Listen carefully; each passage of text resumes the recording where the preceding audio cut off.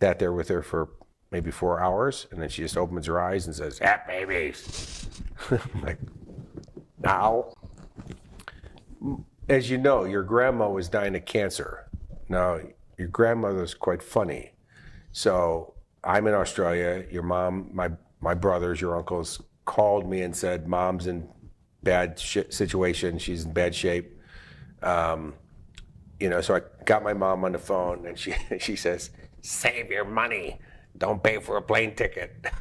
I go, "Mom, I'm coming. Just don't die, right? Just hang on."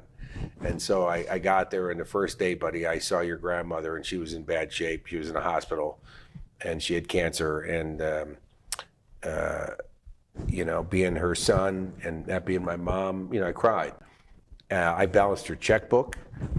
And then that last day, she was out of energy, and I was the first one to get to the hospital. And she was basically unconscious, and they brought her back to the emergency room. And your mom and I were the only ones allowed in there because there's only 2 guests. Sat there with her for maybe 4 hours, and then she just opens her eyes and says, "Have babies." I'm like, now? You gotta bring this up now, Mom, all these years? You keep bothering me about this? I said, the funny thing, Mom, this time in the hospital with you, I had this conversation with myself. I'm ready. I wanted this for your mom, that if anything ever happened to me, that the one person who's going to be at the side of your bed is your kids. Because your partner might be gone or whatever, but if you're a good parent, your kids will be there. So I wanted to make sure, loving your mom as my wife in those days, that she had that, and I had that conversation. And so I promised, and your grandma closed her eyes and never gained consciousness, and that night she died in her sleep, came home, and 2 weeks later got your mom pregnant. Because the moral of the story is, don't piss off your mom.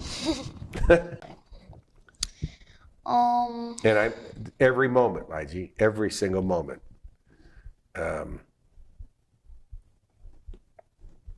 grateful that your grandma made me promise.